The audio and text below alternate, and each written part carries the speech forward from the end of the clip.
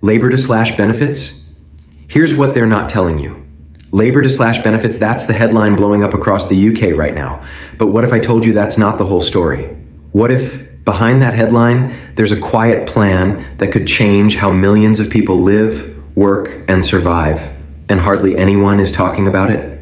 So do me a quick favor. Hit subscribe, tap the bell, and join a community of people who actually think before they react.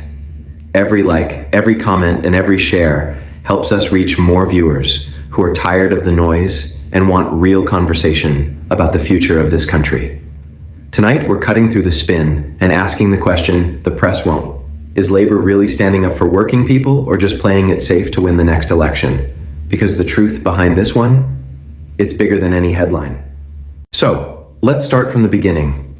The claim that Labour is planning to slash benefits comes from a series of reports suggesting the party is preparing to take a tougher stance on welfare spending if it wins the next general election.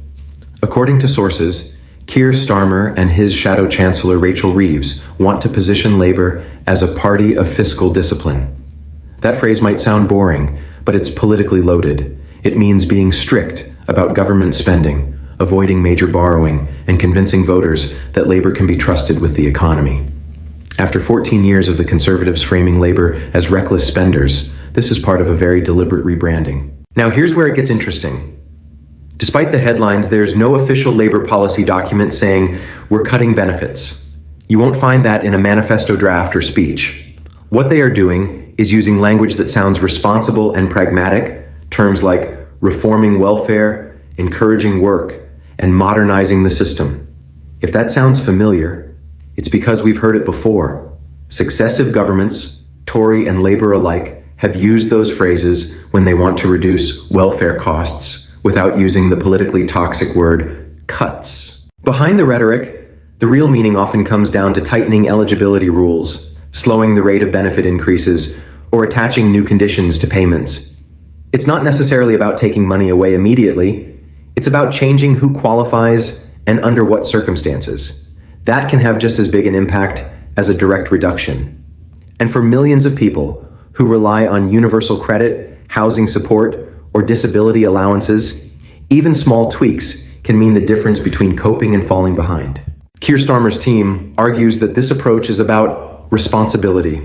They say Britain needs a government that doesn't promise everything to everyone, but focuses resources where they're most effective. The official line is that support should go to those who need it most, and that work should always pay. Again, phrases that sound fair, but often mask policy shifts that hit low-income workers or people in precarious situations the hardest. If Labour is serious about sticking to tight fiscal rules, then it means welfare spending, one of the largest areas of the budget, will almost certainly face limits. There's also a political logic to all this. Labour knows that the Conservatives are already preparing their next big attack line, that Starmer will open the spending taps and drive up taxes. So, Labour is getting ahead of that by signaling that they won't spend recklessly. Rachel Reeves, the shadow chancellor, has been crystal clear. We will not turn on the spending taps. She's trying to build credibility with the markets, business leaders, and centrist voters who switched to the Tories in 2019. It's a strategy straight out of the Blair and Brown playbook. Reassure the financial establishment first, then roll out your social agenda once you've built trust. But here's the uncomfortable part. That strategy often leaves ordinary people waiting. When politicians talk about fiscal credibility, they're really talking about keeping financial markets calm and avoiding another crisis like the Liz Truss mini-budget fiasco. And yes, stability is important. But stability for who? For investors? Or for the single parent wondering if they can afford to heat their home this winter? That's the question at the heart of this debate, and it's one that's rarely addressed head-on. Labour's defenders say this is smart politics, that you can't change the country unless you first win power, and you can't win power if you scare Middle England. They argue that Starmer is playing the long game. First, show you can be trusted. Then, once you're in office, you can start to rebuild public services gradually. It's a fair argument, but it assumes that those who are struggling can afford to wait.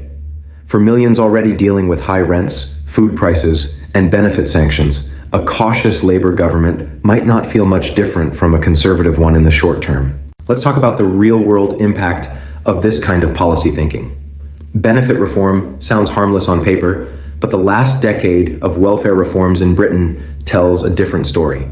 Universal credit rollout delays, benefit caps, and disability assessments have already left thousands in hardship.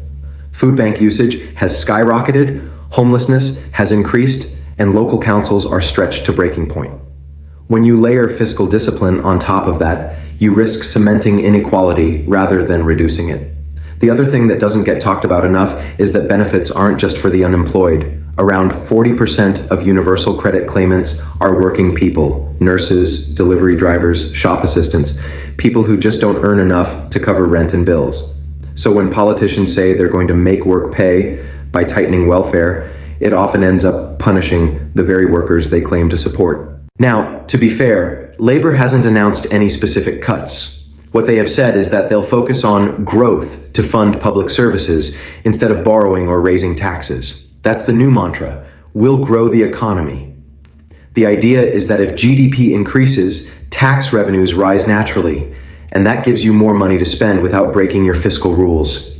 It's a nice theory, but growth takes time, and people need help now.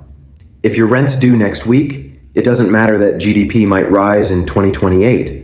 Another key detail is that Labour plans to shift some welfare funding into skills, training, and childcare to help people get into work. That sounds positive, and it can be, but it depends on implementation. If you replace cash support with mandatory training programs that aren't well funded, you're just pushing people through bureaucratic hoops instead of actually improving their lives. It's reform in name only. The phrase, "what they're not telling you," applies perfectly here. What's rarely mentioned is how these policies intersect with Britain's housing crisis, stagnant wages, and rising living costs. You can't talk about welfare reform in isolation. If housing remains unaffordable, childcare costs stay high, and job security remains low, then cutting benefits or limiting them doesn't solve the problem. It just shifts the pressure onto individuals. Politically, Labour's move makes sense if you look at the polling. Many voters, especially those outside big cities, say they want a government that's tough but fair. They've been told for years that Britain can't afford generous welfare. So Labour is trying to sound sensible, mature, grown up. The problem is that this risks validating the same austerity narrative that caused so much harm over the last decade. If Labour reinforces the idea that social support is a burden instead of a basic right, then even if they win, they'll be governing within the same restrictive mindset as the Conservatives. It's also worth remembering that Labour's base is deeply divided on this issue.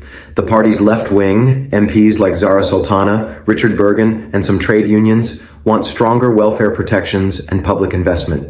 But the leadership is focused on appealing to middle ground voters in marginal seats. So expect this tension to grow as the election gets closer. The leadership will talk about reform and efficiency, while grassroots campaigners push for fairness and dignity.